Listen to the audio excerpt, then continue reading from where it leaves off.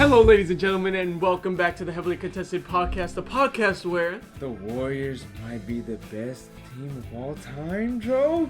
Now, I like the sound of that. No, they suck.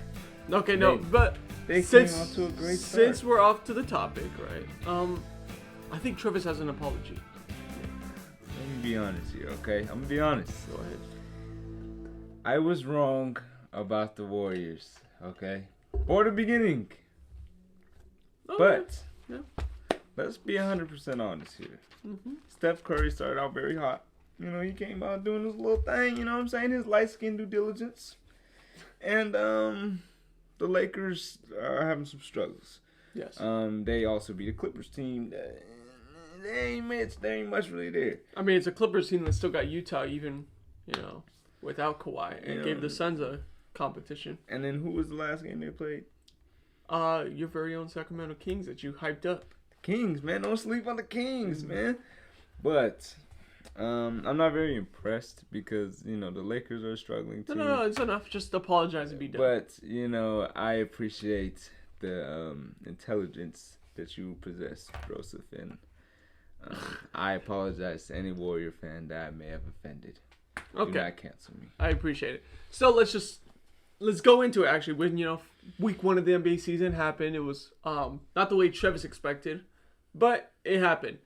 The Warriors right now stand undefeated, as I predicted. I said it last week that the Warriors were going to beat the two LA teams to start off the season, and if they beat the two LA teams like I predicted, they're going to end the week undefeated.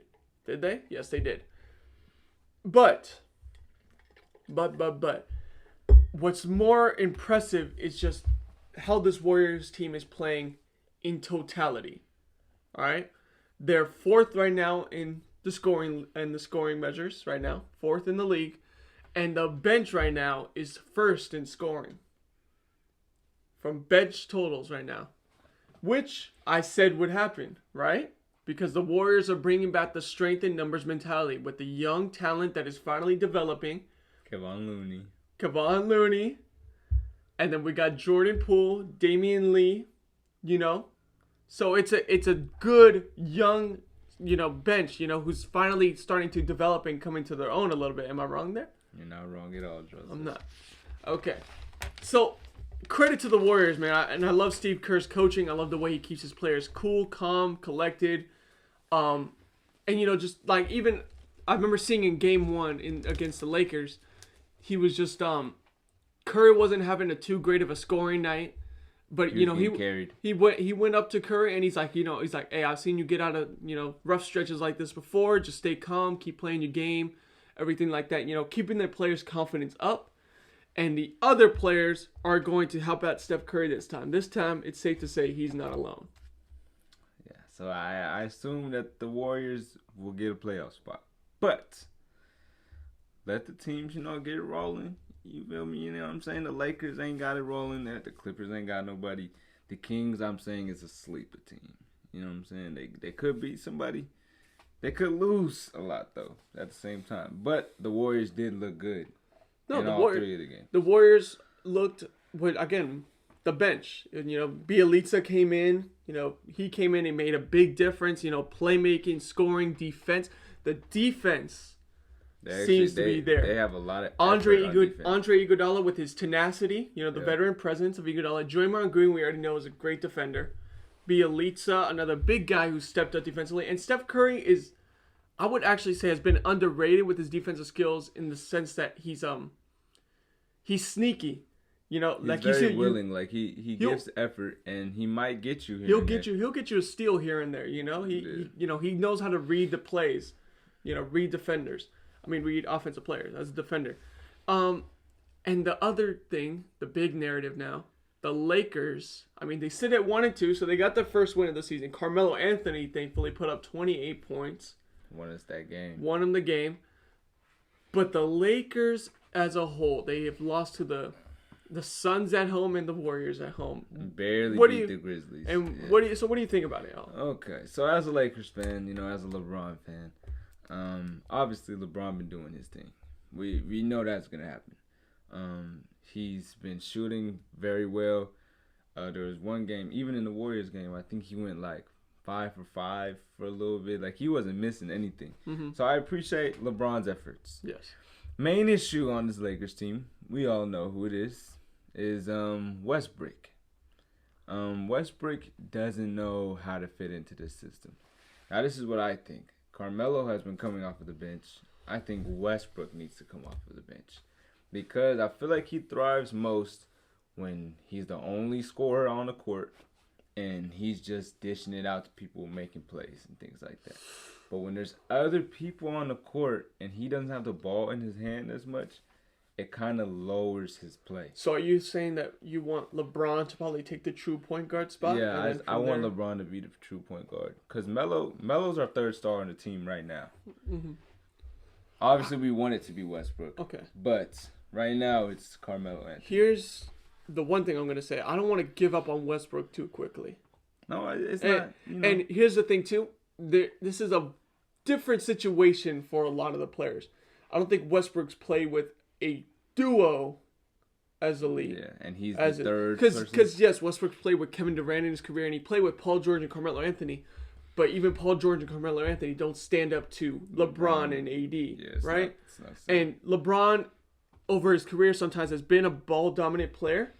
But I think LeBron right now is figuring out, and you could obviously see he's doing very well figuring out, not being that ball-dominant guy, but being one of the supporting cast members. He could be a sharpshooter, whatever he has to do. It comes with confidence for Westbrook a little bit and just getting used to, communication with the players. I think with time, I'm not ready to give up on Westbrook that quickly. Because in the end, he's too good of a player to fully give up. I just feel like right now, while he gets into the system, maybe have him play on the bench a little more than he plays with the starting line. Well, let's get us some experience, The main problem I see with the Lakers team is defense. Defense is because terrible. I have the stat sheet right here. The Lakers are technically 11th in offensive scoring, which is good. It's solid. Top 15. That's pretty good in the league. They are 28th right now in defensive total. Yeah. In points allowed and point differential, then that drops them all the way to 21st. I'm gonna be 100% honest here. The Lakers suck defensively. The only person that kind of plays defense is Russell Westbrook. And we hustle for the rebounds. Melo's known for saying, "Get out of here, it's my board." But Anthony Davis, I thought he was going to be Defensive Player of the Year candidate. He doesn't even try to block shots a lot of time. He just lets the player lay it up, which that's disgusting. We already know LeBron don't really play defense that often. When he wants to, great defender. Yes. But he takes it off a lot of times. There's even a play where Malik Monk and him are standing. Not Malik Monk. Mikal Bridges. Oh, yes. And Bridges. they're standing right next to each other. LeBron sees him cut to the basket. Doesn't move. Wide open dunk. So, it's just effort. They're older, so they don't give a lot of effort all the time. But, when they want to, they can. So, hopefully, Frank Vogel fixes that. Well, yes, because the main thing that brought that Lakers team that won championship was the defense. They were the second highest rated defense behind the Toronto Raptors that year that they won. Anyway, you had Anthony Davis, who was always the king in the paint, right? And then you had LeBron James, who could be put really much anywhere defending anyone. And when LeBron gives great effort, we know he's a great defender. And they had the supporting cast, man. Caruso was playing good defense. See, the thing is the supporting cast members knew their roles on that team. Kentavious Caldwell-Pope knew. He's like, I'm just a guy who's going to, even offensively, I'm a guy who just stands in the corner. He was a hustle player, yeah. And gets the ball out. Like if LeBron passes to me, I shoot from the corner every time. And he found rhythm in that. LeBron lifted up his other teammates. It's gonna take time. It's gonna take time for these guys to figure out the roles. Because in the end, they're all great players, but you can't just be yourself. Yeah, you kind of have to adjust your playing style. Best example, I think, is the reason why there's only been one true successful super team. The Warriors, is because they knew their roles. Klay Thompson knew he was a spot-up shooter and great defender. He stuck to that. And he'd have games where he'd just explode, right? But, he stuck to his role. Draymond Green knows he was the playmaker, facilitator, and defender. Iggy And was then the bench leader. Iggy was the bench leader coming off the bench, and he was motivating this team, and he had the veteran presence. Mm-hmm. And Steph Curry took a step back Yeah. so Kevin Durant could shine. So selflessness is the key to a great super team. And I do think LeBron is a selfless player. I've seen LeBron right now, even at the beginning of the season. He's definitely taken a step back, right? It's just Westbrook now who needs to shine. Yeah. And it's other players who need to step up. Because LeBron is okay with, he could fit into any role. So it's just, you need the guys to find out where they fit on this team. So I'm not going to go too quick. It's not too much to be scared about because there's a lot of games in the season. Yeah. There's 82. So you could still go 80-2 right now. It's not that big of a deal. They're just going to take a little time to develop. Mm-hmm. They might not be as high of a seed, but they're going to make the playoffs. So we'll see how it goes. On another note, the Lakers did beat this team, the Memphis Grizzlies. But I just wanted Ja Morant. 40 points. He's averaging 35 points per game right now. He's a league leader. And the Grizzlies are sitting at 2-1. And their only loss is to a Lakers team which we expect to be good. I remember I was talking about this last year, way before I was even doing the podcast. I knew that the Warriors missed an opportunity when they lost to Memphis and let Memphis get into the playoffs. Because a playoff experience like that gives a young team, a very young team like Memphis, a chance, their players to, their two youngest stars, Ja Morant and Jaren Jackson, are both 22? Yeah. Man. So so like in a playoff experience like that gives a team confidence. It gives them experience. They start to settle down with the game a little more, and I think I'm starting to see that a little bit. Just coming off a playoff berth, this team looks a little more experienced, more ready, more prepared. I do think that the Grizzlies do not have enough talent on their team to really make not even a strong push in the playoffs. Like, I don't even think they have enough for that yet. They're missing a lot. One key piece, I think. They need one star player to go along with Ja Morant because he's gonna put a lot of wear and tear on his body after a while. Hopefully, Jaren Jackson starts to settle in as that second one. Yeah, because he's not really a number 2 star. No, Jaren Jackson right now has 15 points per game. He's doing all right. That's a solid 3. No, and he's a role player right now. Yeah. So Memphis needs to find, I think, one more star. I do, but this is a young team to look out for. Yeah. With Ja Morant leading the charge, this is a very strong young team to keep an eye on. In other news, the Nets, they need Kyrie. They need Kyrie. Not just for the scoring, but it's what Kyrie does as a facilitator. Just being a threat out there on the court. Just being a threat. When you have a guy like that, it pulls attention. Yeah, they need it pretty bad because there's not many other scorers on that team. Blake Griffin, as good as he used to be, he's now just a hustle player. He's like a Dennis Rodman. Mm-hmm. So, except not as good as Dennis Rodman. Obviously. My thing is, too, it's just, if Kyrie's not going to come back and he's going to continue to be stubborn about it, Kevin Durant needs to put his pride aside and let the Nets start really looking to field a trade for Kyrie Irving. Because it's not going to be helpful to them to keep Kyrie Irving there if they really feel like at some point he's not going to commit to this team. You have a team that could win now. You have James Harden, you have Kevin Durant. Get some trade value for Kyrie Irving. Why now? While it's still slightly a little up. Mm-hmm. I mean, the thing is, if I was a team, I wouldn't trade for Kyrie Irving because I've seen the shenanigans that he does. Like, he might not play. That's the thing, and his trade value is going down right now. Yeah, it's continuously going to go down. So, honestly, you have two of the best scorers of our generation. Mm-hmm. If I was the Nets, I would get me a player like PJ Tucker. I would get me a player like a solid defensive player. You know who I would get is I didn't know at first, but the more I think about it, Ben Simmons is truly a. Ben Simmons might be. Here's the thing. I he's think a great defender. That's exactly what they need, though, right? But he wouldn't. Because it's good because it doesn't put Ben Simmons in a spot where he has to be a he doesn't have to do main anything scorer. on offense, really. He doesn't have to be a main scorer. He could just be the facilitator that he is, and a great defender, which is what that Nets team needs. Is solid defense, right? Yeah. That could be the move, and it works out for the 76ers, barring Kyrie, not playing for any reason. What it does for that Sixers team is a great shooter, and it's a second guy to really pair a playmaker to pair along with Joel Embiid, which would be a great duo. Space out the floor. But that's only if Kyrie Irving is just going to continue to, not do anything. Yeah. So the Nets need to start looking for that. On the other hand, the Bucks, they came out solid. The 2-1 right now. Yeah. But there's one game that stands out. The Miami Heat absolutely obliterated the Bucks. They did. What do you think about that? Honestly, what do you think about this Heat team? Like I said earlier, I thought that the Bucks weren't gonna win that many games. They're 3-1 though. They're 3-1, but I feel like sometimes they're not gonna come to play. Now, obviously, the Heat are a very talented team. Mm-hmm. Obviously.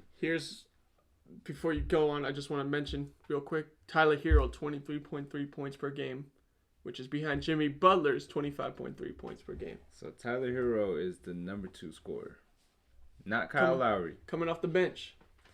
Tyler Hero coming off the bench. Obviously, this Heat team last year, they're dealing with a lot of injuries, and they just didn't really seem like the same team they were the year before. Mm-hmm. But I still don't think that this Heat team is too amazing. I'm not too impressed by it because I feel like the Bucks are a little sloppy. Okay, yeah. And thing is, too, worth mentioning is Drew Holiday was not in, and a couple other players for the Bucks were out. So they were an injured team, of course. What I got to give credit, though, is think about this. They have Kyle Lowry, who's a great defender, and he's been a part of 2 of the top defenses in Toronto Raptors history, as they were ranked number 1 in the league. You have Jimmy Butler, who's also known to be a great defender. And they got Bam Adebayo. Good defender. Another great defender. Yeah. Right? So this team's focus is obviously going to be on the defensive end, which supports the offense. And then you have Jimmy Butler, who can score. You have Bam, who knows. I'm very high on this team. Tyler Hero, too, is actually the biggest. I thought that he was going to slump down. I thought that it was just a rookie year thing. People have sophomore slumps, though. I think people might have taken it a little out of proportion with Hero's season because he looked really good in the bubble. Yeah, he looked amazing in the bubble. He looked too good in the bubble to just fall off completely, I think. But we're seeing that now from Tyler Hero. Great play. He had a 30-point game against the Pacers, and he hit a clutch three-pointer that sent that game into overtime. That was the only game they lost. But, he did his part. And then, you got Jimmy Butler leading as a facilitator with 4.7 assists, and he also has 3 steals, and he also leads the team. He has 3 steals a game? He's averaging. But you want to know who's averaging the most in the league right now? Paul George. My boy PG-13.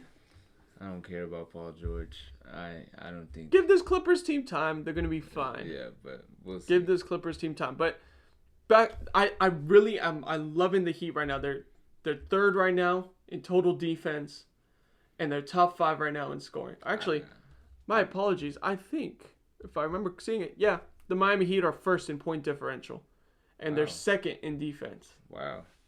So far. It's only week 1. But I do think this one's a prelude to what we're going to see throughout the season. Yeah, I think the Heat are a little promising. I do. But I got 2 players that I just want to touch a little bit about. Mm-hmm. My 2 young stars that I think are going to be great in this league. Oh, the Rockets? 2 different teams. Okay. Jalen Green, yes, as you said. He just set a record.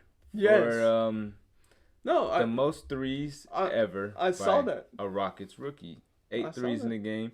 You already see the talent that he has. He plays just like John Morant, where he tries to posterize everybody. Yeah. He likes highlight plays. An aggressive finisher. Very aggressive. And are they winning games though? No, they're 1-2. Yeah, but I knew that was gonna be a little issue. But again, I think what you said last week though is it was just they were going to show promise. Yeah, like they have a lot of heart. So it doesn't matter. The games that they win is not what's important right now. They want to see their players make plays. And start developing. Yeah. Now, this is the big player that I want to talk about. Very famous. You know, he's going to pull a lot of girls. Everybody knows who he is. Even people that don't watch basketball know who he is. He has 2 brothers that are in the league as well, technically. His name is LaMelo Ball. Now listen. I had a feeling you were going to go there. Now listen. Charlotte Hornets, right? Might not think too crazy of him. But I'm going to just tell you, LaMelo averages 30 minutes per game right now in his second year. Yeah. So he's already the number 1 player on this team. He does. On top of that, he's shooting like 48, 49%. No, they had a very solid comeback when they were down early against the Pacers. Yeah, and ended up winning that game. He's making plays for them everywhere. 23 points per game as well. I'm just going to tell you this right now. He is going to be an all-star this year. 100%. Wow. 100% an all-star. 100% an all-star. All right. Final thing I want to talk about. There's actually 2 things. First thing I want to put worth mentioning. Now we're going to talk about things that we're seeing in, upcoming, which I already mentioned one. I think the Heat are going to continue their run, and they will take the number 1 spot in the East by the end of this week. The Warriors' win streak will continue. I really like what I'm seeing from this team as a whole. It gives me great 2016 vibes right now with this Warriors team as, they're focusing on, their strength in numbers mentality, and it's coming from the bench to support the starters. The other one, okay, this one's kind of an apology.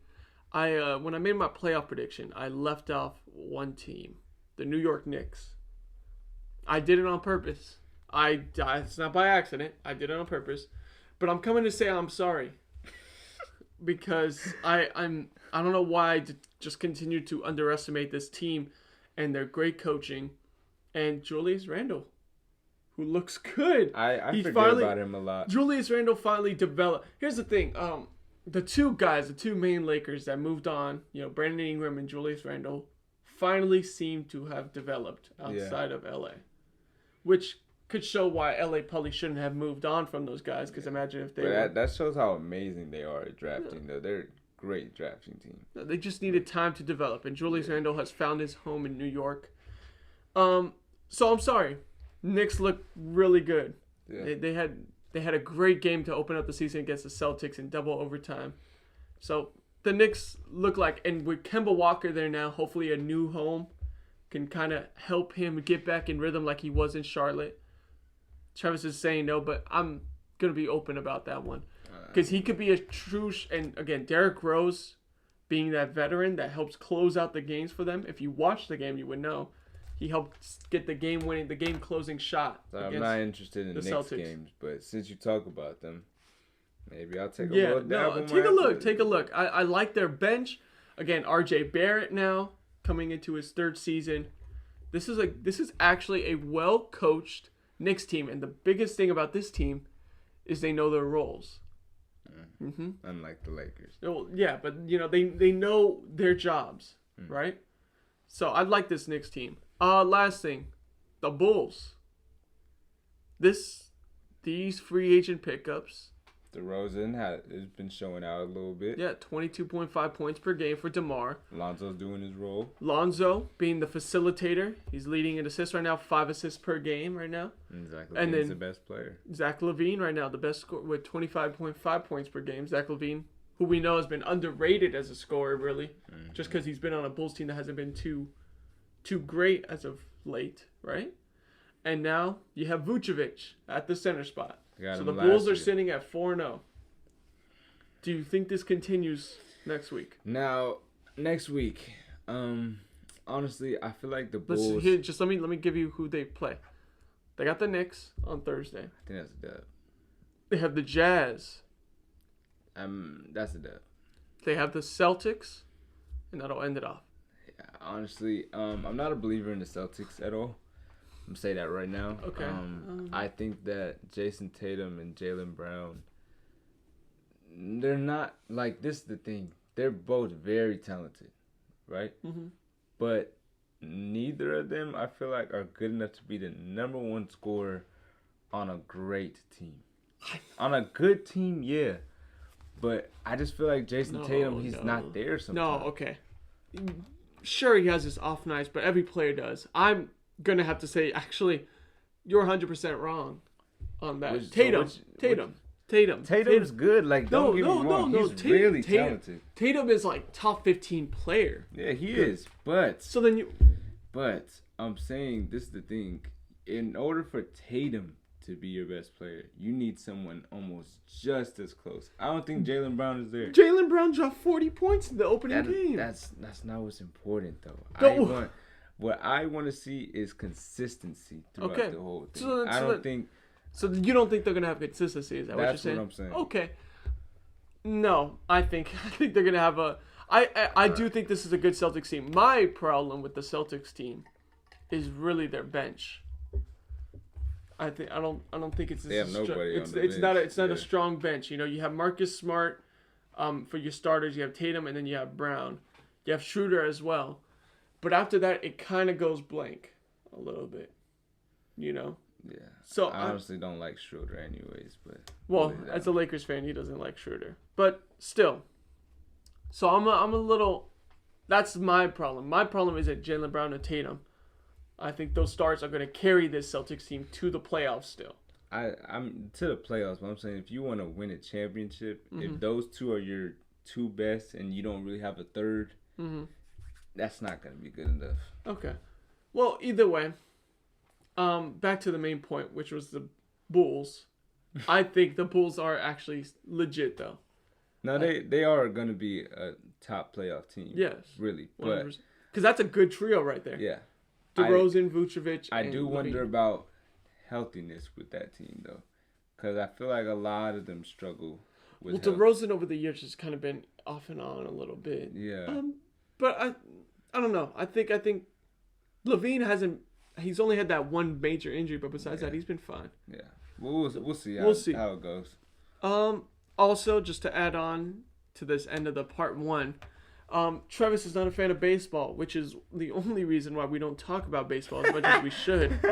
But also this is what I was. So you know when you was talking about the Dodgers and the Giants, right? Everybody was talking about this like everywhere that I went. Like, oh yeah, my Dodgers are gonna win. No, my Giants are gonna win. I thought it was the World Series, and then the next week I'm like, what is this? Who are these new people playing? The Astros. Okay. Yeah. I was like, oh. Well, just so you know, because I don't know if you have to know this. The Dodgers-Giants rivalry is big. I thought it was the A's. Okay. Wow. You don't know baseball at all, do you? Yeah, I thought it was the A's and the Giants. Let me teach you a little bit. Giants and Dodgers hate each other. Doesn't matter what. You just have to hate each other. I'm sorry. I hate you, Dodgers. I don't hate the fans. You know, a couple of my family members are fans, but the Dodgers themselves, I hate you. It's just, it has to be that way. There's no other way to put it. All right. But to talk about the World Series, the Atlanta Braves, for the first time finally in 20 years, are going back to the World Series to compete against the Houston Astros, making their third World Series appearance in 5 years. Travis isn't interested, but this is interesting to me. The Houston Astros, after the cheating scandal, are back in the World Series. Okay, I have to say this. First of all, I think the Astros are going to win this series. And second of all, I'm sorry to baseball fans out there because I know everyone hates the Astros, but my guilty pleasure is the fact that I just like this team. I like this Astros team. I like Altuve. I like Correa. I like Bregman. This team's fun to watch, man. They make baseball fun to watch. They're hitters. You know, high scoring games for them. I'm a fan of this Astros team, and I think they proved, especially if they win this World Series, but they already have proved a lot of people wrong that they weren't winning just because of the sign stealing. They're winning because they are actually a good team. So, funny enough, and I feel bad because I know Atlanta fans deserve a championship at some point because I'm sorry, guys. Atlanta City's hurting with the Falcons, and then the Hawks almost made it, but they didn't make it, you know. Atlanta's hurting a little bit, but I'm rooting for the Astros, and I do believe the Astros are gonna win. I'm sorry, I like this team. Man, Sorry, but that's baseball for you guys.